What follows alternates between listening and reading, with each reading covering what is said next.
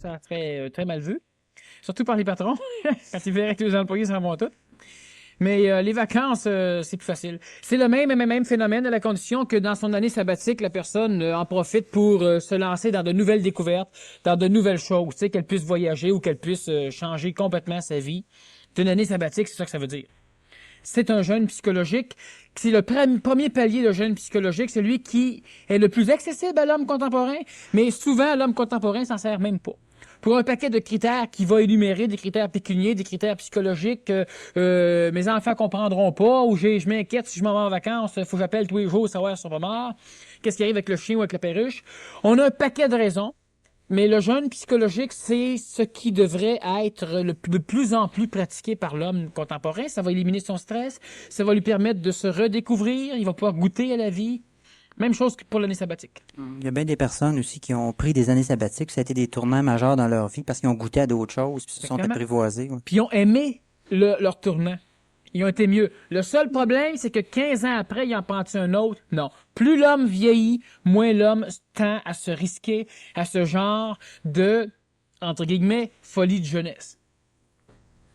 Mais l'homme s'est formé grâce à ses folies de jeunesse, puis plus l'homme vieillit, moins l'homme a une tendance à vouloir se risquer. Et c'est normal parce que l'homme veut se risquer pour acquérir de la connaissance. La connaissance lui amène de la sécurité, et plus l'homme vieillit, plus l'homme a cette connaissance, donc plus l'homme a cette pseudo-sécurité, et moins l'homme veut se risquer, moins l'homme a l'énergie de se risquer parce qu'il croit qu'il a suffisamment de sécurité.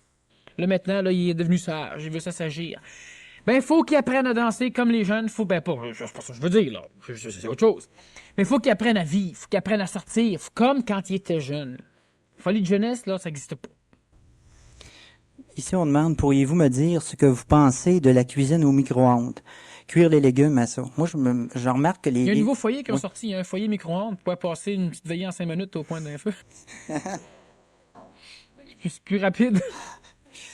Mais Daniel, les aliments qui sont à un moment donné là-dedans, tu les vois sortir, puis il y a encore une hausse de vibration, ils bougent encore. Je dis, ils bougent, c'est une façon de parler, là. Mais quand tu les manges, toi aussi, étant des cellules... Tu avant de le faire cuire au micro-ondes. Donc, qu'est-ce que je pense de la cuisine au micro-ondes? C'est une cuisine qui n'est pas néfaste pour certains aliments. Mais une chose qui est très importante, c'est de laisser reposer ce qu'on fait cuire simplement avant de commencer à l'engouffrer, à le manger. C'est surtout ça qui est important, parce que le micro-ondes, comme tel, une fois qu'il a activé la molécule pour la réchauffer, parce qu'il active simplement le degré énergétique de la matière qui va chauffer, ce qui, par circulation, par friction, va augmenter la chaleur et ça va faire une cuisson par l'interne. Le micro-ondes ne persiste pas à l'intérieur de ce qui a été cuit, à la condition qu'on laisse ce qu'on a cuit se reposer parce que son taux vibratoire est encore presque du même ordre que le taux du micro-ondes pendant quelques secondes, mais disons que normalement, puis je crois que dans la majorité des livres de cuisine pour les faux micro-ondes, on suggère de laisser reposer après l'avoir sorti du micro-ondes. C'est juste ça qui est important. Autre chose avec, c'est de juste faire attention pour ne pas faire pénétrer sa main immédiatement dans le micro-ondes lorsqu'il vient de s'éteindre. Il y a des petites choses comme ça qui simplement... parce qu'on a eu des problèmes à un moment donné dans un faux micro-ondes qui avait une fissure. Et il y a une personne que j'ai déjà eu à transporter à l'hôpital qui maintenant n'a plus de reins parce que ses 2 reins ont été brûlés. Plus un peu un peu de chair et tout ça. C'est sûr que ça cuit. Très bien. Alors, le seul danger qu'il y a, c'est que si on mange immédiatement ce qu'on sort de là, il faut juste le faire reposer. Mais en soi, la nourriture cuite au micro-ondes n'est pas plus dangereuse que le reste. Par contre, pour énergiser, la nourriture, tout ce qu'on cuit, de toute façon, nourrit le corps physique. Ou le corps psychologique, dépendant. Mais ça ne nourrit pas le corps vital. Micro-ondes ou non, c'est le même phénomène. Ça ne nourrit pas le corps vital. Dans quel corps se trouve la volonté? La volonté se trouve dans le corps psychologique, donc dans le corps astral. Il n'y a pas de volonté dans le plan mental. La volonté, c'est lorsqu'on a... La volonté, on dit que c'est bon. Si on prend la volonté du point de vue cosmique, donc non pas du point de vue humain, la volonté, c'est dans tous les corps. Tout le monde a de la volonté, on l'a déjà vu souvent au niveau des conférences.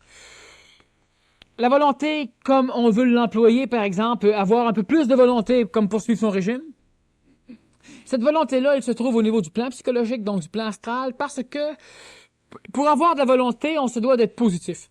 Le fait d'être positif va énergiser le concept de ce que nous devrions faire. Et lorsque ce concept est suffisamment pesant dans notre poids, dans le plan psychologique, peut tomber du bon côté nos actions. Et là, on dit j'ai de la volonté. Sachez bien que avoir de la volonté, lorsqu'on n'en a pas, c'est quelque chose qui n'est pas seulement difficile, mais c'est quelque chose qui est impossible. Lorsque vous avez de la volonté pour faire quelque chose, c'est pas dur d'avoir la volonté. Qu'est-ce qui peut nuire? C'est la lutte entre deux volontés qui vous habitent. Et c'est ça le problème. Parce que la volonté, c'est pas quelque chose qui vous amène à faire quelque chose de bien. C'est pas ça la volonté. La volonté, c'est quelque chose qui vous pousse à faire quelque chose. Alors, celui qui veut faire un vol de banque a de la volonté. Celui qui veut faire du vol à l'étalage, il a de la volonté. Il a la volonté de faire du vol à l'étalage. Lorsqu'il prend conscience que peut-être ce n'est pas tout à fait écologique, ou lorsqu'il découvre moralement que ce n'est pas bon, il va cristalliser ce concept qu'il ne devrait pas faire ça. Donc, il va essayer d'avoir la volonté de ne plus le faire. Mais vu qu'il a encore plus de volonté pour le faire, bien évidemment, il succombe. Il le fait. Lorsqu'on l'aura suffisamment réprimandé, lorsqu'on l'aura puni parce qu'on l'aura pris sur le fait, ou lorsqu'il se sera lui-même suffisamment dynamisé du côté de ne pas faire ce vol à l'étalage, il aura ce concept de la mauvaise action ou ce concept de l'inintelligence de cette action suffisamment énergisé que dans sa psychologie, ça va changer de bord. Et là, à un moment donné, bon, ben là, je le fais pas. Il y a suffisamment de poids psychologique pour ne plus le faire, et là, apparemment, on va dire, tiens, il commence à avoir de la volonté. L'homme a toujours eu de la volonté. Celui qui mange comme un cochon a la volonté de manger comme un cochon. Celui qui jeûne comme un cochon, il a la volonté de jeûner comme un cochon. N'oubliez pas que tout ce que vous le faites normalement parce que c'est facile, et les seules fois que c'est difficile, c'est parce que vous avez une contrainte. Et cette contrainte va être amenée parce que vous avez un manque de volonté, c'est-à-dire parce que vous êtes, par exemple, vous voulez brûler des feux rouges, mais vous le faites pas parce qu'il y a une contrainte légale. La police, c'est pas une contrainte légale, c'est une contrainte humaine. Mais lorsque l'homme a la volonté de jeûner, c'est qu'il est capable de jeûner. Pour lui, ça devient facile de jeûner. C'est sûr que de temps en temps, entre ces deux volontés, lorsqu'il regarde un beau millefeuille là, sur une table, là, ben évidemment, il y a la volonté qui veut qu'il mange et la volonté qui veut qu'il ne mange pas. La volonté se trouve dans le plan psychologique parce qu'elle est reliée au monde de la dualité, au monde du bien et du mal, au monde du fait et ne fait pas. Et la volonté ne peut pas être reliée au niveau du plan mental. Lorsque le plan mental de l'homme comprend complètement quelque chose, il envoie l'intelligence d'une façon tellement claire qu'il n'y ait pas question de volonté. Il fait facilement que ce qui est intelligent. Donc, on ne peut pas dire qu'il a la volonté. Il n'a pas de volonté. Spirituellement, on va dire il fait la volonté de son Père. Mais il n'a pas de volonté propre. Il n'a pas besoin de lutter, il n'a pas besoin de s'énergiser. Tu regardes de l'eau, tu regardes de l'essence et tu as soif. Il ne faut pas beaucoup de volonté pour boire le verre d'eau. Il en faut maudit pour boire l'essence. C'est ça qu'il y a à faire. Lorsqu'on devient mental, lorsqu'on voit clairement les conséquences de nos actes, lorsqu'en travers 25 chemins, il y en a un qui est très clair, on n'a pas besoin de volonté pour y aller. Mais dans le plan psychologique, l'homme ne peut pas voir clair. Donc, l'homme voit plusieurs chemins, puis l'homme doit lutter entre ces chemins. Parce que c'est extrêmement... Ce n'est pas un péché de manger comme un cochon. Ce n'est pas un péché que de voler. Par contre, c'est pas intelligent. Et entre le fait de ne pas le faire parce que c'est un péché, ou parce que c'est moralement pas correct, ou parce que c'est antisocial, ben là, il faut de la volonté. Parce qu'en même temps, ben, on aimerait ça pareil le faire. Tu sais, tu veux voler, c'est antisocial. Moralement, c'est pas correct. C'est un péché, c'est une faute, n'importe quoi. Mais maudit, ce serait le fun si je l'aurais à la maison. T'es toujours pris. Mais lorsque c'est intelligent, lorsque tu vois clairement, tu voles sans problème, lorsque c'est intelligent, et tu ne voles pas lorsque c'est intelligent. Par contre, l'intelligence va vous permettre de comprendre le mécanisme de la loi du karma, c'est-à-dire de la loi d'action et réaction, de la loi des causes et des effets. Alors, lorsque la personne va voler sous le couvert de l'intelligence, ben, lorsque le policier l'arrête, ben, intelligence ou pas, il s'en va en prison.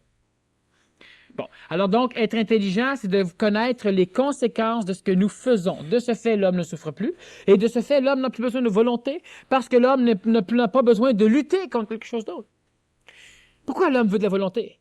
Parce qu'il n'en a pas. Pourquoi qu'il n'en a pas? Qu'est-ce qui lui fait dire qu'il n'en a pas? C'est qu'il fait ce qu'il veut pas faire. Donc, la volonté, c'est une lutte. Une lutte à l'intérieur. Vous devez lutter. C'est pas ça qu'il faut faire. Il faut comprendre l'intelligence. De quelle façon l'homme doit se libérer facilement? En parlant. La parole. Mais la parole ajustée. Pas la parole, ouais, la corde de linge, la voisine, met encore ses shorts dessus, puis bon, c'est pas ça la parole. La parole, c'est que vous devez vous poser des questions, puis vous devez répondre à ces questions-là. On a un paquet de questions ici, c'est intelligent, parfait, à la condition que ceux à qui je réponds soient capables d'analyser ce que je dis et de rejeter ou d'accepter. Mais soient capables d'écouter avant de rejeter ou d'accepter. Mais ces questions-là, voilà, vous dites combien?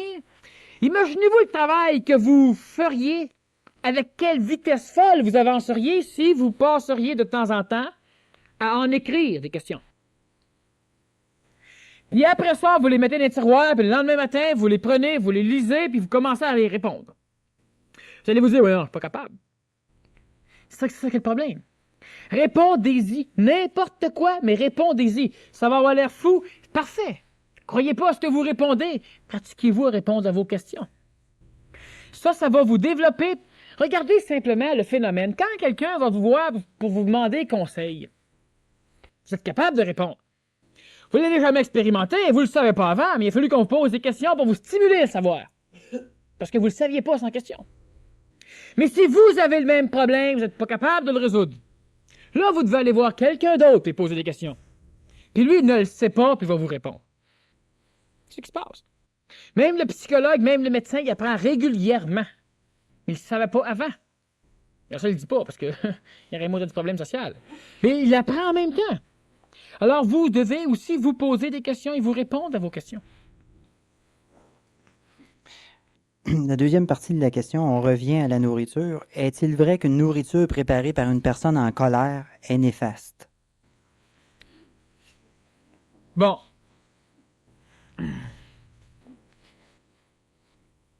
Disons que si on regarde d'une façon extrêmement précise, moléculairement, d'une façon atomique, oui, c'est néfaste. Mais la nourriture que vous allez manger peut être beaucoup plus néfaste que l'énergie psychologique ou astrale mémorisée dedans la nourriture de celui qui l'a fait. Tout ce que l'homme fait, tout ce que l'homme pense, tout ce que l'homme dit, tout ce que l'homme réagit, tout ce que l'homme agit, est mémorisé. La matière mémorise. Je donne souvent l'exemple de la cassette audio qui est de la matière qui enregistre le son. La photographie, c'est de la matière qui enregistre l'image. Mais elle enregistre l'image parce que seulement on peut savoir qu'elle enregistre parce qu'on a des appareils pour nous permettre de la révéler. Hein? Parce que si on prend une plaque photographique, qu'on la met devant vous autres, puis on vous dit c'est tout mémorisé, tout le monde va rire. Parce que vous ne la voyez pas.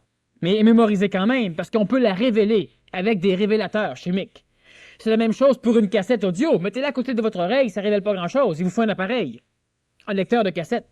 La matière enregistre la même chose, sauf que l'homme n'a pas toujours le moyen. Et on a aux États-Unis, au niveau de la CIA, un appareil qui présentement existe qui permet dans certaines pièces de pouvoir entendre des conversations qui ont eu lieu là une semaine avant. Alors, ça fonctionne. Mais ça, évidemment, eux autres, ils le disent pas. Ils écoutent, ils le disent pas. Alors, au niveau de la nourriture, lorsqu'une personne est colérique, lorsqu'une personne crie, lorsqu'une personne fait quoi que ce soit, ça donne une ambiance dans la maison. Vous rentrez quelque part où on crie tout le temps, puis ça sent. Vous rentrez quelque part où c'est toujours paisible et on le sait. Ben, c'est ça la mémoire. C'est mémorisé, vous le percevez. Lorsque une personne est en colère, bien évidemment, elle dynamise sa nourriture. Est-ce que ça a une grosse importance? Non, absolument pas. Alors, si on veut savoir, la réponse, c'est oui. Ça nuit à la nourriture. Mais la façon dont vous allez manger va nuire beaucoup plus. Ce qu'il y a dedans va nuire beaucoup plus. Votre conscience psychologique, sur le moment même où vous mangez, va nuire beaucoup plus que le peu de perturbations qu'il y a dans nos nourritures. Alors ça, faut pas s'inquiéter avec ça. C'est comme de dire... Bon, à travers tout mon plat ou à travers la nourriture que je mange, ben, de temps en temps, ils ont mis un préservatif. C'est bien dommageable pour la santé. Ben oui, c'est dommageable pour la santé. Mais tu respires tellement plus mal que ça peut être dommageable que si tu t'inquiètes de tout ça, il faudrait que tu t'inquiètes de bien d'autres choses avant. Alors, c'est ça que l'homme ne voit pas. L'homme essaie de se spécialiser dans une chose, mais c'est tout l'être global qui est en évolution. Alors, ça, inquiétez-vous pas pour ça. Vous allez dans un restaurant pareil, vous mangez quand même, vous mangez n'importe quoi. Puis, ça vous fait vivre. Vous sortez du restaurant, puis vous avez eu du plaisir, vous avez jasé, vous avez appris des choses. Mais la nourriture, là, c'est pas ça qui va vous empêcher d'évoluer. Mais elle peut améliorer la santé de votre corps si on fait attention, si on prend un régime équilibré, si on le mange convenablement. C'est bien suffisant, ça bat tout ce genre d'attention-là. Alors, c'est comme si je vous dis, ça ici, ça perturbe, est-ce que ça perturbe l'eau? Ben oui, ça écrit un ombre dedans, mais ça va-tu m'empêcher de la boire? Non. S'il y a un ouragan dedans, là, je vous dis pas, mais comme ça, non. Alors, on fait toujours attention à des petites choses au lieu de voir la globalité. Souvent, là, ceux qui font attention à ces petites choses-là, c'est qu'ils veulent, ils veulent avoir une conscience tranquille. Souvent, l'homme va dire, oui, mais celui qui vient me fumer d'en face, là, il nuit à ma santé. Ouais, ça te met en colère, ça? Oui, bon, ben commence par régler ce maudit problème-là. Il est bien plus destructeur chez toi que la fumée de cigarette de l'autre. Puis quand tu seras un homme serein et paisible, tu pourras peut-être commencer à envisager la fumée de cigarette des autres. Mais en attendant, ton stress puis ta colère, puis pas contre ta cigarette, c'est de même, tu réagis contre beaucoup de choses. Ça, c'est beaucoup plus négatif chez l'homme que la fumée de cigarette de l'autre. Ceux qui fument, là, continuez à fumer. Puis un jour, vous allez cesser de fumer. Mais cassez-vous pas la tête pour l'instant, puis venez pas fou avec ça. C'est la même chose pour la nourriture. Je vous ai donné quelques petites techniques tout à l'heure, mais c'est des choses qu'on peut facilement faire. Vous rentrez dans un restaurant, vous regardez les menus, choisissez donc celui qui vous semble le plus équilibré, puis faites donc un petit peu plus attention. C'est pas plus compliqué que ça, puis Maud t'a dit que ça va bien. Puis si on peut se permettre un jeûne par semaine d'une journée, si on peut, et surtout le jeûne psychologique, il y a bien des choses que l'homme doit cumuler, qui c'est des choses qui se cumulent facilement. C'est pas compliqué. Y a-t-il des légumes comme des haricots, betteraves, navets, patates qu'on peut faire cuire sans dommage ou doit-on tout manger cru? On doit faire cuire énormément de choses parce que c'est la seule façon que biologiquement, chimiquement, que le corps a pour assimiler ce qu'il y a dedans. Et on doit aussi compenser par énormément d'aliments vivants pour pouvoir justement compenser cette perte de vie que nous ne pouvons pas accumuler dans les aliments qui sont cuits. Si vous mangez de la pomme de terre sans la faire cuire, ben, vous allez vous écœurer vite, puis à un moment donné, physiquement, il va se passer des choses. Manger, il y a beaucoup de choses que l'on doit faire cuire, parce que les bines, t'essaieras de manger des bines pas cuites. T'as voir que les enfants vont vous les tirer d'en face avec une paille, hein? Non, mais c'est ça. Votre terre est extrêmement nourrissant chimiquement. Faut la faire cuire. Le riz, même chose.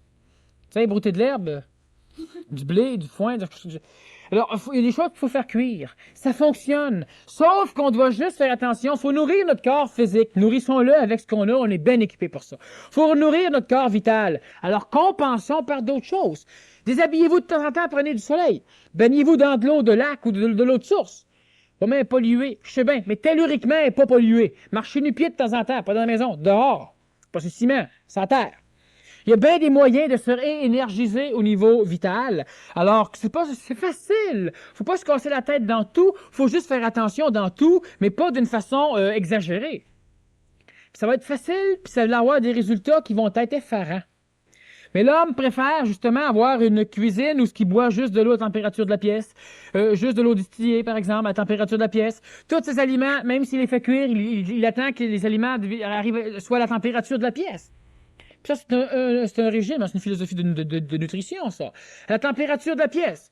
Parce que naturellement, l'homme mange des choses, l'homme des cavernes bouffait des choses qui sont à la température de la pièce. L'animal mange à la température de la pièce. Mais ton corps physique est à quel degré à l'intérieur? Alors, tu peux pas dire que c'est mieux. Si on veut être réellement exemplaire, il faudrait faire chauffer puis l'amener à la température interne du corps. Là, il n'y aurait aucune violence. Mais le corps est adapté à ça. Bouffe-la pas trop froide, bouffe-la pas trop chaude, gèle-toi pas, puis brûle-toi pas, puis mange. Faut pas exagérer parce qu'on perd encore, on passe encore une fois carrément à côté de la traque. C'est pas ça qu'il faut faire. Parce qu'à un moment donné, vous allez vous écœurer de toujours exagérer, de toujours tout vérifier. Il faut faire attention à des choses, mais vous savez, il faut faire attention à faire attention. Que pensez-vous de la plus grande dépense d'énergie pour briser la conscience individuelle de la cellule animale lors de la digestion par rapport à la cellule végétale en vue de l'assimilation de l'aliment? Conséquence, exemple, là c'est l'autre question, conséquence de manger de la gomme aussi. Bon. C'est évident qu'il y a une plus grosse dépense d'énergie pour pouvoir dissocier des molécules animales de la majorité des molécules végétales. Il y a des molécules végétales qui sont beaucoup plus difficiles à dissocier aussi que les molécules animales. Mais disons qu'habituellement, oui. Maintenant, il faut bien comprendre que dans un régime équilibré, aujourd'hui, l'homme du Québec peut se permettre de manger des aliments qui vont aider à la digestion des choses difficilement assimilables et digestibles. Donc, il n'y aura pas trop d'efforts. Normalement, l'homme tout seul va lentement se diriger vers une nourriture qui ne sera plus carnée, où il n'y aura plus de viande. Lentement, l'homme va se diriger vers ça. Mais ce n'est pas parce que dans des pays particuliers, on a eu ce genre de cuisine que nous devons automatiquement la mettre ici. Je vous répète que ce qui vous nuit le plus, c'est au niveau du plan psychologique, parce que c'est la foutue psychologie qui va évoluer, ce n'est pas au niveau de la nourriture. Ce n'est pas au niveau du plan matériel. Et celui qui se sent frustré, si je dis ça, je ne sais pas si la personne ici se sent frustrée, mais c'est simplement parce qu'elle prouve que j'ai raison. Psychologiquement, elle veut tellement pas débarquer de se faire attention à ce qu'on mange. Elle peut même en être choquée. Ben, c'est ça qui vous détruit. Qu'est-ce qui crée toutes les maladies chez l'homme? C'est pas ce qu'il mange. De temps en temps, oui. Ce qu'il mange accélère l'apparition de la maladie. Ce qu'il mange retarde la curation de la maladie. Mais c'est lui, dans sa psychologie, dans son plan émotif, qui crée ces maladies-là. Puis l'homme qui fait trop attention, c'est un homme qui en a presque une psychose, qui check tout. Puis à un moment donné, il en est stressé. Il fait pas, il fait plus confiance à personne. Faut qu'il vérifie, faut quasiment qu'il dissèque sa nourriture avant de la manger. Faut qu'il fasse attention à son eau, attention à son jeu, attention à ci, attention à ça. Ben, à un moment donné, il va mourir. C'est sûr que manger de la viande, c'est plus difficilement digestible pour l'homme. Pour l'instant, cassez-vous pas la tête avec ça. Faites le plus possible attention. Prenez le plus possible d'aliments vivants. Ça va vous transformer d'une façon incroyable. Mais faites un jeûne psychologique de temps en temps, puis dormez suffisamment, puis énergisez-vous au niveau vital surtout. Puis jasez. Posez-vous des questions, puis amusez-vous à répondre à vos questions. Ça, c'est le travail au niveau du plan mental. Ça va harmoniser votre plan mental. Vous allez finir par découvrir que vous avez quelque chose qui sait en vous. Puis vous allez devoir éduquer votre plan psychologique. Vous allez devoir éduquer votre ego. Que vous n'êtes pas médiocre, mais que vous savez des choses. Dans le début, ils vont sortir tout croche, colorés par votre ego, pour que celui-ci essaye de vous convaincre que vous êtes des cloches. C'est pour ça que ça sort tout croche. Puis le moindrement que ça sort un peu croche, ben là, on débarque tout de suite. Non, continuez. Posez-vous-en des questions, puis répondez-vous. Puis là, vous allez vous transformer mauditement plus que d'exagérer au niveau de la nutrition, au niveau de prendre 3 douches par jour, il y a plusieurs formes de traditions qui disent des choses. Faut se laver minimum 1 fois par jour. Pas avec du savon. On ôte toutes les graisses normales du corps quand on se lave trop souvent. Par contre, tout à l'heure, on se demandait, quelqu'un qui est en colère, là, ce qui va mettre ça au niveau de ce qui va énergiser la nourriture. Ça va-tu nuire? Ben, c'est ça. Ça nuit. Prenez une douche tous les soirs, puis toute l'énergie que vous avez accumulée dans la journée, dans le métro, dans l'auto, partout, elle s'en va. Vous allez dormir mauditement mieux. Pas le matin, le soir. Ben, c'est un moyen facile d'éliminer avant que ça pénètre au niveau de notre corps un paquet de contacts vitaux, de contacts astrales, de contacts psychologiques, parce qu'on se mélange, nos auras se mélangent régulièrement. On prend une douche, puis c'est réglé. Vous êtes en colère, vous êtes en chicane, allez prendre une douche, quand vous sortez, ça va mieux. Sauf si votre orgueil décide de poursuivre. De faire comme ça, je parle plus. Sur une chambre, bang. Mais le temps qu'on est dans la douche, on n'est plus en colère. Tant que l'eau nous coule sur la tête, ça va bien. Parce qu'on élimine ça. Alors, on va dire le baptême. Mais le baptême, c'est bon. Mais tous les jours. Mais pas 3 fois par jour. On peut, mais je veux dire, c'est ça qu'il y a, c'est qu'il faut juste arriver à un chemin un peu plus équilibré que ce qu'on a là. Puis quand il sera plus équilibré, là, on pourra parler de l'améliorer. Mais pas tout de suite. Crime, t'arrives pas en haut de l'échelle quand t'as même pas encore réussi à trouver l'échelle. Comment appliquer ici le savoir-vouloir pouvoir, oser et se taire dans l'harmonisation des corps? Bon. Le savoir, ça c'est un terme, c'est tout à fait ésotérique et ça vient d'une race aryenne qui s'est étendue à un moment donné sur le continent égyptien. Savoir, vouloir, oser, se taire. Le savoir est une connaissance instantanée qui vient chez l'homme, ce n'est pas une connaissance mémorielle. Le savoir, c'est au niveau supramental, c'est-à-dire que ce n'est pas par l'expérimentation que vous allez atteindre le savoir de l'ésotérisme. Le savoir ésotérique qui est annoncé sur cette phraséologie. Savoir veut dire posséder instantanément ce qu'on a besoin immédiatement, pas tout le reste. Vouloir veut dire appliquer. Cela veut dire qu'on est dans notre énergie. Ce n'est pas de la volonté et ce n'est pas un désir. Apparemment, cela ressemble à un vouloir, mais ce n'en est pas un. C'est créer, exprimer l'énergie intentionnelle, donc exprimer le savoir. Pouvoir, c'est d'avoir un résultat dans ce que l'on crée. Tout ça, c'est une définition archaïque de l'homme nouveau. C'est très présent. Oser veut dire être capable de se désassujettir de l'atmosphère collective, de l'atmosphère psychologique collective. J'ose. Qu'est-ce que les autres vont dire? N'importe quoi. J'ose. Mais oser après savoir, vouloir, pouvoir. Puis celui qui ose, qui peut pas encore, parce que c'est pas le temps, ben, il mange une claque. Se taire veut pas dire fermer sa boîte. C'est pas ça, se taire. On a souvent pensé que celui qui savait ne disait rien, celui qui parlait ne savait pas. Très bonne parole. Mais sachez que ça a été dit par quelqu'un. Puis si on se fie à ça, celui qui parle ne sait pas. Alors voyez-vous, c'est ça l'ésotérisme. Faire bien attention. Se taire ne veut pas dire de se taire. Se taire veut dire de cesser de gaspiller des énergies. Et ça, on voit ça surtout la semaine prochaine au niveau de l'énergisation des corps. Qu'est-ce que c'est que... Comment pouvons-nous arriver? Parce qu'on voit un peu comment en ramasser. Mais comment cesser d'en gaspiller maintenant? Puis après ça, on va voir comment faire fusionner ces corps-là pour qu'ils travaillent réellement en équilibre. Mais se taire, c'est cesser de gaspiller nos énergies. Si tu as à communiquer une énergie parce que cela est intelligent, parle. Mais si tu parles pour parler et que ça sert à rien, tais-toi. Si tu agis quand ça sert à rien, tais-toi. Savoir se taire, c'est pas ne pas parler. C'est pas faire le vœu de silence. Bien différent.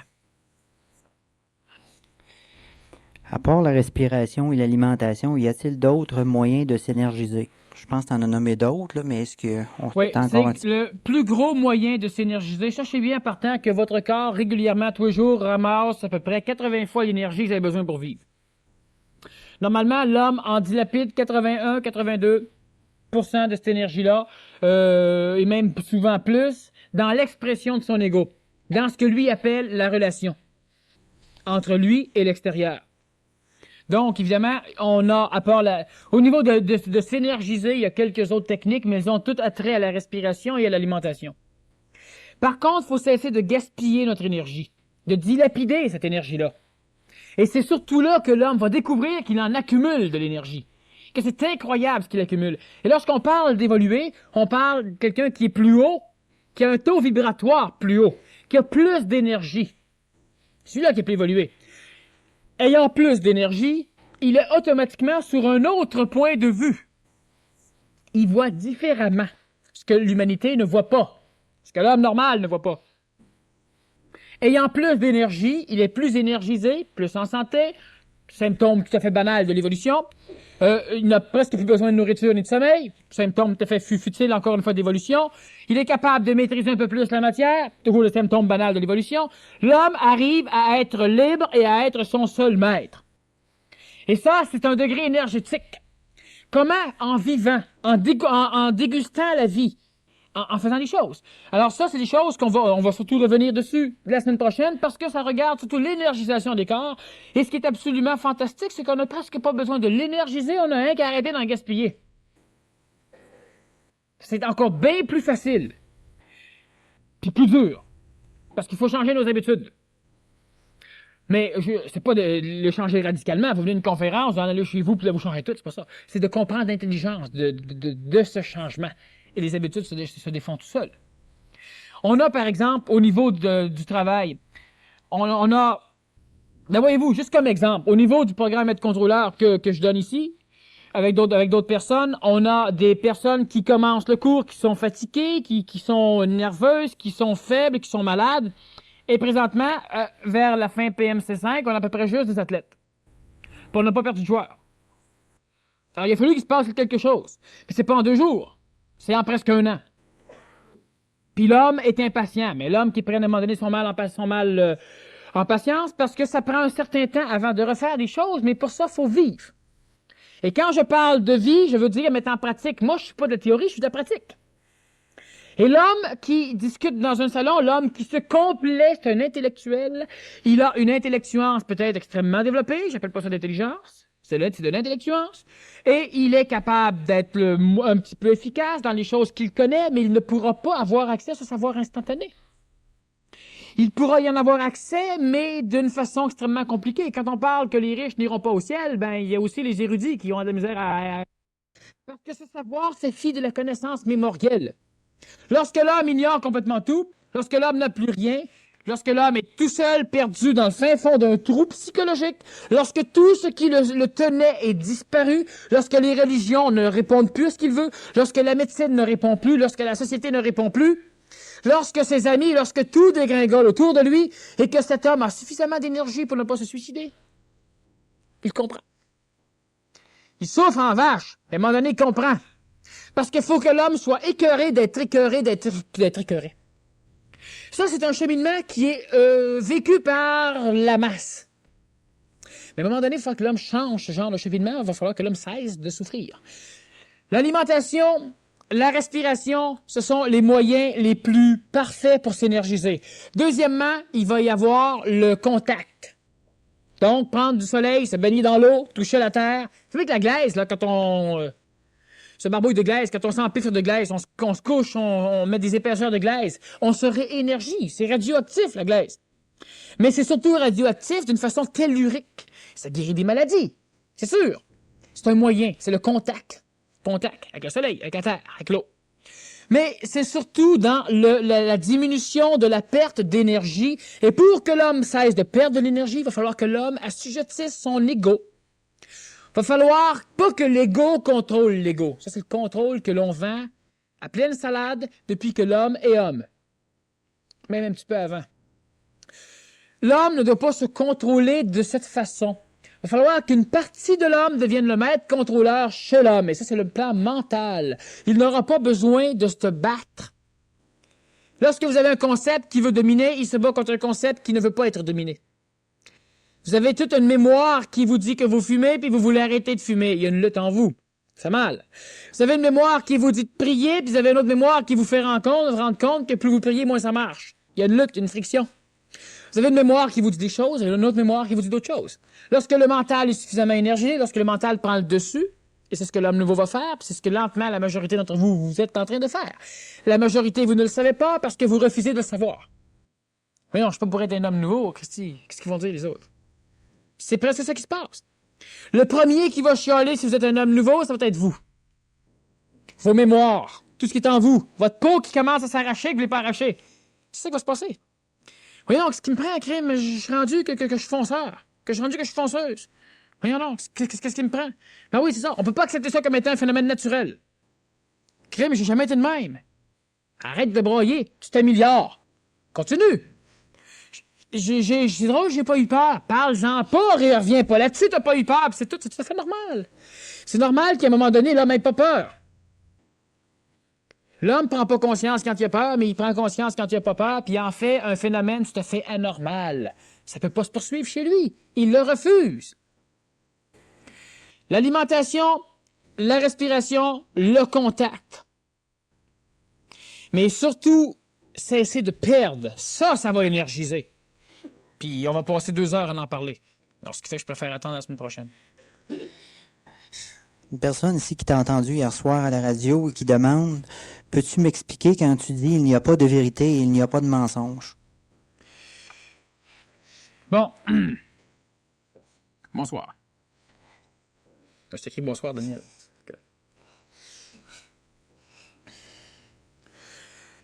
La vérité, qu'est-ce que c'est la vérité? La vérité, tout le monde a sa vérité. Ça, c'est une vérité.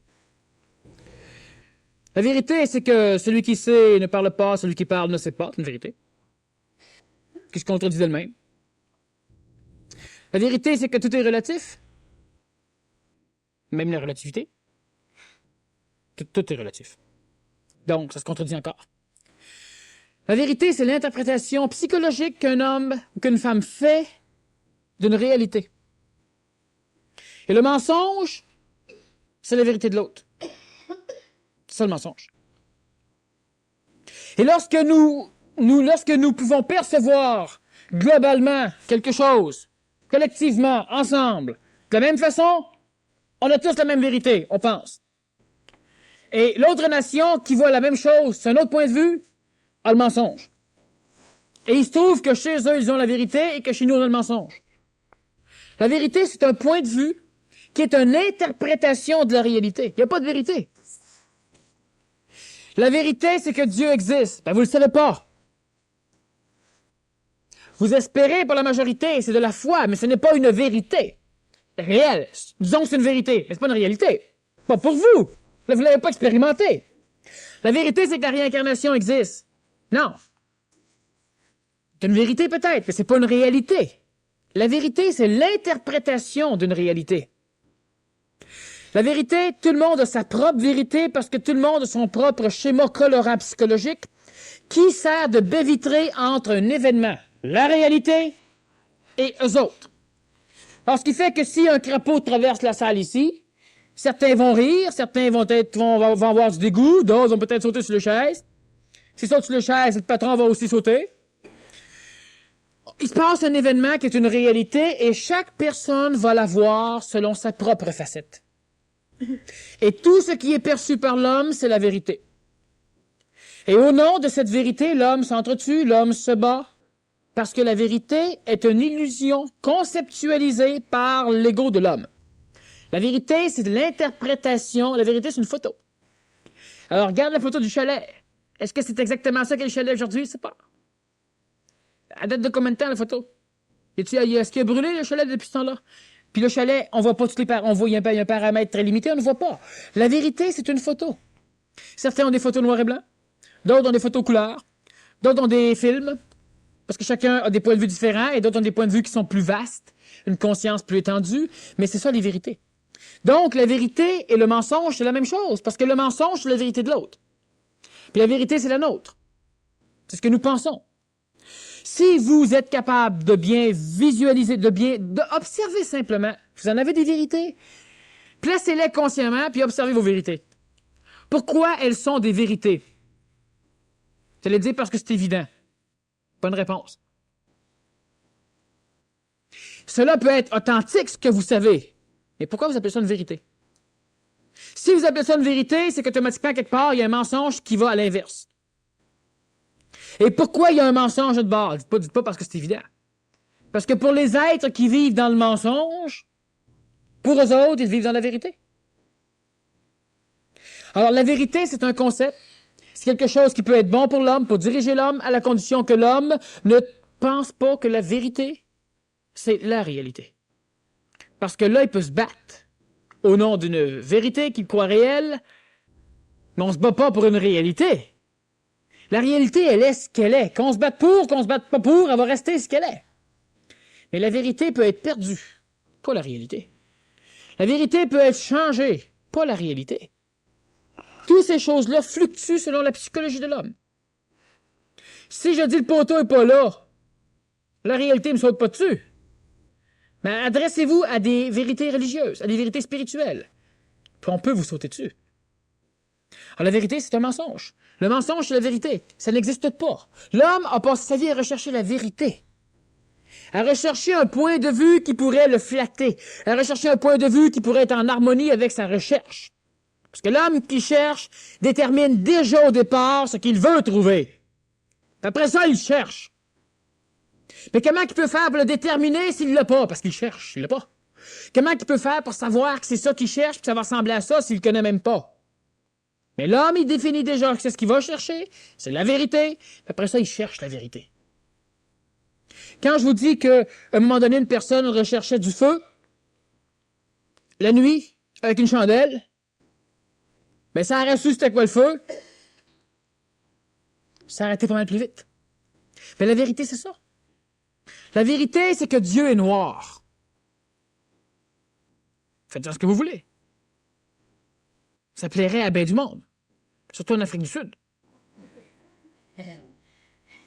C'est une interprétation de la réalité, la vérité. Ça n'existe pas. Tu peux dire qu'il est noir parce qu'il est dur à trouver? Non? Une autre vérité. Je voudrais savoir, Daniel, quand j'appelle une certaine personne au téléphone, la ligne tout à coup se met à grincer tellement fort que je n'entends plus ce qu'elle me dit. Faut avertir le bel. La sent à venir, celle-là. Ouais, c'est pas fini. Est-ce moi qui provoque cela ou c'est la personne qui n'est pas en harmonie face à moi car cela arrive presque toujours avec elle? Lorsque l'homme passe son temps à essayer de retrouver des points... Vous savez, je prends mon verre d'eau ici, je lance un peu d'eau dans les airs, je la rattrape à peine, bon, voilà, c'est passé des choses. Je recommence encore une autre fois, je recommence ici, mon boss c'est pas là, parfait. Je recommence encore. Bon. Qu'est-ce qui se passe? Ben, il se passe simplement que selon vous autres, il va se passer des choses ici. Chaque fois qu'une personne voit une relation entre elle et un événement et qu'elle essaie de comprendre, c'est la faute de qui? C'est la faute de quoi? C'est une démarche frauduleuse du plan de l'astral. C'est une démarche tellement frauduleuse que l'homme, au lieu de vivre pendant ce temps-là, il passe son temps à vouloir chercher pourquoi il est là. Pourquoi il vit. Je prends mon téléphone, puis l'autre me dit « Allô? » Allô? C'est qui? Ah, ben c'est toi que je voulais appeler, ben j'ai pas signalé, ben moi non plus, ben c'est ça. Ça arrive de temps en temps, à peu près tout le monde a vécu ça au moins une fois dans sa vie. Si vous n'avez pas vécu ça, patience, ça va venir. C'est amusant. C'est très amusant. Mais maintenant, c'est à cause de quoi? Je prends mon téléphone, puis toujours avec la même, la ligne marche pas. Ben, c'est peut-être son téléphone. Puis c'est peut-être simplement parce que vous appelez à des heures où il y a beaucoup de choses qui se passent sur les lignes. Puis même si ce serait l'autre personne qui n'est pas en harmonie avec vous, ben maudit, c'est pas votre téléphone qui va vous le dire. Demandez-vous pas si c'est pour ça, sachez-le vous-même si c'est ça, mais c'est pas le téléphone qui va vous le dire. Si je vous dis, ben oui, c'est la personne qui réellement vous déteste, votre téléphone vous le dit. Puis c'est pas ça. Qu'est-ce que ça va faire si je réponds ça pour la personne? Rien. C'est pas ça. Faut pas qu'on recherche l'évolution là-dedans. Sachez-le vous-même, pas par votre téléphone. Puis si à un moment, toi, une fois que vous sortez, il y a une roche qui vous tombe sur la tête, mais sortez par la porte d'en arrière. Puis si en sortant par la porte d'en arrière, il y a encore des roches qui vous tombent sur la tête, achetez-vous un parapluie. Faites quelque chose, mais réglez le problème. Mais pensez pas que c'est Dieu qui veut vous parler, que c'est le diable qui vous court après, que c'est le constructeur qui est enterré en dessous de la maison, que je sais pas quoi. On rit parce que je prends des exemples assez vastes. Mais souvent, puis juste aussi dans le plan humain. Je sais que tu m'aimes pas. Pourquoi? Ben parce que tu fais telle affaire, puis même mastie d'affaires. On décide pour l'autre ce qu'il pense, parce que l'autre agit comme ça il tente, puis selon ce que nous autres on perçoit de ça, on l'interprète de notre façon, puis on s'en va l'éduquer. T'es pas un vrai homme, t'es pas une vraie femme, t'es pas normal, t'es pas ci, t'es pas ça. C'est la même chose, puis proche de l'homme. Alors, la ligne, elle a une défectuosité. Est-ce que c'est quoi? Regardez bien, c'est amusant. Là, je veux pas rire de la personne, je veux qu'elle s'observe pour voir, parce que c'est réellement amusant quand on se découvre. Est-ce que c'est moi qui provoque cela ou c'est la personne qui n'est pas en harmonie face à moi? Cela arrive presque toujours avec elle. Si c'est moi qui provoque ça, est-ce que cela veut dire que moi, je ne suis pas en harmonie avec? Si c'est l'autre qui n'est pas en harmonie avec moi, et à cause de perturbations qui sont électromagnétiques ou électriques sur une ligne téléphonique, ça peut être causé par vous, ça se peut, parce que l'homme peut travailler la matière. Mais on ne doit pas se fier à quelque chose dans le genre pour savoir si on s'entend bien avec quelqu'un ou non. Pour savoir si c'est Dieu qui est au bout de la ligne ou non. Il y a des personnes qui, tous les fois qu'ils viennent pour prendre le métro, les portes se ferment en arrière d'eux autres. Paf, manque toujours le coup. Tout le temps. Quand tu viens prendre l'autobus, tu arrives sur le coin de la rue, il vient juste de passer. T'attends 20 minutes. Il y en a qui prennent l'autobus toujours quand il pleut, puis il y a toujours un livre quand il fait beau. C'est du monde de même. Il y en a plein. Puis là, ils vont essayer de voir s'il n'y a pas une connotation avec un plan parallèle. Avec quelque chose. Il n'y en a pas. La seule chose qu'il y a, c'est que l'homme s'organise mal. C'est tout. Si l'homme se prend en main, il élimine tout ça. J'ai un téléphone, moi aussi, qui marche mal. Il est dedans ma chambre. Moi, j'adore. J'adore parce que tout le monde passe son temps à me dire « Ouais, t'es où? T'es bien loin du téléphone. » C'est le téléphone dans ma chambre. Mais maintenant, tout le monde le sait. Elle sait que ma femme, elle a le téléphone dans l'autre chambre. Mais c'est une chose facile, qui est banale, mais toujours vouloir retrouver... À un moment donné, on en a parlé d'une personne qui a eu un accident, et puis c'est la première fois qu'elle mettait des bas rouges. Puis elle m'a demandé si c'était pas parce qu'elle avait mis des bas rouges. Non, vous riez parce que ça vous regarde peut-être pas, mais c'est toujours comme ça que ça se passe. J'ai dit, ben, crime, t'as mieux que tes bas rouges sur du pied, c'est sûr. Puis, autre lait, moi j'ai fait de l'ambulance pendant 5 ans, j'ai ramassé plein de monde, puis j'ai pas vérifié tout le temps, mais il n'y a pas tous des bas rouges. Alors, on recherche toujours quelque chose qui n'est pas en harmonie. On a du fun à soir, mais sachez que l'évolution, c'est amusant comme ça. La personne qui aurait ses bas rouges, puis qui m'entendrait, puis qui partirait à rire, elle évoluerait. Elle se sentirait mieux, elle serait soulagée, elle vient de passer par de saines étapes. Elle n'aura pas besoin de se morfondre tout le temps, des choses de même. Crème, j'ai-tu mis la bonne paire de culottes? Mon boss m'a mis à la porte. C'est sûr que si tes culottes t'as plein d'huile, tu travailles dans un bureau de médecin, peut-être. Mais c'est pas un dieu, c'est pas un monde parallèle, c'est pas un plan divin, c'est pas ça. Vérifie que le bel. Petite question courte ici. Que signifie la troisième énergie? La troisième énergie, ça signifie approximativement ce que cela veut signifier. Parce que la troisième énergie, ça peut vouloir dire n'importe quoi. Il faudrait que la personne aurait dû préciser un peu, parce que si la première énergie, c'est le plan matériel, la deuxième, c'est le plan vital, la troisième, c'est le plan de l'astral. Si la première énergie, c'est l'homme, la deuxième énergie, c'est Dieu, la troisième énergie, c'est ce qui est supérieur à Dieu. Faut s'amuser. Religieusement, au niveau du catholique, la première énergie, ce serait le plan physique et le plan vital. La deuxième énergie, ce serait le plan astral et le plan mental. La troisième énergie, ce serait le plan supramental, bouddhique et divin. Autrement dit, première énergie, le corps, deuxième énergie, l'âme, troisième énergie, l'esprit. Alors, qu'est-ce qu'on entend par troisième énergie, disons, au niveau de cette question? Ben là, évidemment, c'est assez compliqué de pouvoir y répondre parce que on pourrait élaborer longtemps sur différentes troisième énergies. Tu nous parles souvent de s'observer. Comment peut-on observer quelque chose qui nous vient de l'intérieur et non de l'extérieur pour savoir contrôler ou apaiser une peur, une émotion ou un sentiment, ou pour l'harmoniser? Bon. L'observation, c'est quelque chose de fondamental et de fondamentalement facile pour l'homme qui veut se conscientiser. Pour l'homme qui veut prendre conscience. Conscience individuelle, c'est important. C'est extrêmement facile, sauf que tant qu'on n'a pas compris exactement ce qu'était l'observation, on peut faire fausse route. C'est compliqué à expliquer, parce que c'est exactement comme vouloir expliquer ce qu'est la lumière à un aveugle de naissance. Lorsque vous avez vu, on peut vous expliquer parce que vous pouvez comprendre. Mais tant que vous n'avez pas vu, c'est compliqué. L'observation de soi, c'est la même chose que l'observation de l'extérieur. Premier critère de l'observation, pas de jugement. Et l'homme pense souvent que ne pas juger veut dire ne pas maudire. J'ai bien dit pas de jugement. Donc, pas d'accréditation, pas de discréditation. Ce n'est ni beau, ce n'est ni laid. C'est l'observation. Lorsque j'observe quelque chose, je le vois comme il est. Il n'est ni beau, ni grand, ni haut, ni laid. Il est.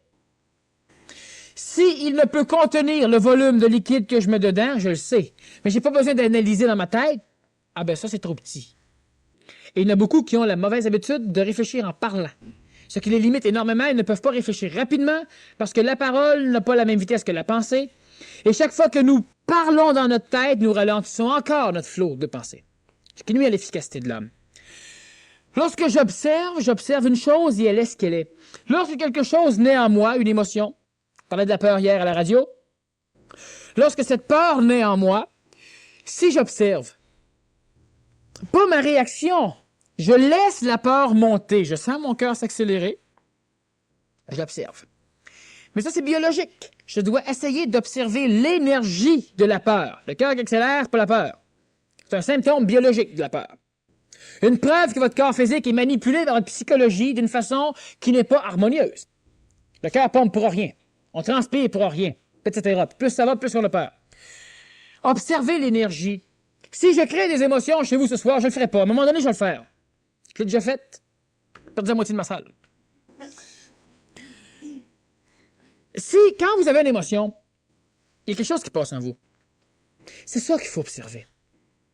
Pas la mentaliser. Tiens, je suis encore en train de... Tiens, il faudrait que je me contrôle. C'est pas ça qu'il faut faire. Ça, c'est de l'intellectualisation de l'émotion. On la tue, mais on ne la laisse pas mourir seule. On la tue, donc on ne peut pas la connaître, et lorsqu'elle revient, elle nous ramasse encore. On ne la connaît pas. Faut pas contrôler. Le contrôle, c'est une tuerie. C'est un massacre. L'homme se contrôle depuis des milliers d'années. Et l'homme a toujours besoin de se contrôler. Premièrement, ça ne se transmet pas par la génétique, le contrôle. L'évolution se transmet par la génétique, pas le contrôle. Et deuxièmement, ça amène toujours une lutte chez l'homme. Ce qui n'est pas adéquat non plus. L'homme passe son temps à se battre. Puis il gagne pas, puis il perd pas. Il se bat. Tout le temps. C'est ridicule. L'émotion, l'énergie passe en vous, elle vient en vous. Faites juste essayer de centrer votre conscience sur l'énergie. Sur l'émotion. Elle est ni belle, ni mauvaise, ni laide. Rien. Elle est là. Mais le maudit problème, c'est que vous allez être capable d'essayer d'observer une émotion que vous allez appeler négative chez vous. Vous devez observer l'émotion chez vous. Que ce soit la peur, que ce soit la gêne, que ce soit le plaisir, que ce soit la jouissance, que ce soit le bonheur, observez l'émotion chez vous. Et là, vous allez connaître ce qu'est l'émotion, vous allez connaître d'où elle vient, où elle va, par où elle passe et où elle meurt. Et vous n'aurez plus cette manipulation émotive. Vous allez être capable d'aimer quelqu'un comme jamais l'homme l'aura aimé. Vous allez être capable de travailler en fonction de l'aide, en fonction de différentes choses, comme l'humain ne le fait pas. Mais vous ne serez plus capable d'haïr. Parce que c'est une perte d'énergie d'haïr. Ça fait partie des pertes d'énergie. Mais pas se contrôler pour ne pas haïr. Parce que là, on lutte, on perd de notre énergie. Au lieu de l'exprimer à l'extérieur, on la brûle à l'intérieur. Ça, on va revoir ça surtout la semaine prochaine. Mais l'homme ne doit pas contrôler, l'homme doit s'observer. Vous avez peur? Hey! Il se passe des choses. Immédiatement. Puis ceux qui m'écoutent pas, qui sont capables de s'observer, sont capables de mettre en pratique quelque chose. Faut vivre, faut le faire. Observez ce qui se passe. Là, je vais réveiller un petit peu. Mais quand il se passe des choses chez vous dans votre vie, ceux qui se sentent frustrés, peut-être que j'ai crié là, parce qu'ils sont fait surpris, là, parce qu'ils sont trop orgueilleux, là, puis ils se disent crime, il m'a surpris, puis c'est de sa faute, là, tu sais. Ben, c'est le temps, observez. Il y a quelque chose qui se passe en vous, là, qui gruge, qui fait quelque chose. Puis pour se défendre, on le met sur le dos de l'autre, observez-vous, puis ça s'en va tout seul. C'est ça qu'il faut faire. C'est pas du spiritualisme, c'est de la pratique. Observez-vous. Ça s'en va tout de suite. Intellectualisez-le pas. Dites pas, ben ça se peut pas, faites-le. Puis après 300-400 fois, vous allez voir, ça marche. C'est pas vrai, bien plus vite que ça. Mais vous devez observer l'émotion qui passe en vous, puis cette émotion-là se désagrège tout seul, sans douleur, sans contrôle, puis vous allez être bien. Essayez-le, vous allez voir. Il n'y a rien de mieux. On peut pas se fier quand tu dis que tu le fais pas soir. Ouais, mais je t'ai pas pour dire que La dernière. Où pourrais-je avoir des connaissances sur l'harmonisation des corps supraconscients et ceux dont vous avez parlé? Bref, comment faire le lien? Bon, premièrement, en ce qui concerne les corps supraconscients, parlons seulement d'un seul corps qui n'est pas créé encore dans l'individualité de l'homme, parce que l'homme n'a pas encore de corps mental individuel. Donc, je m'adresse donc à cette personne peut-être plus précisément.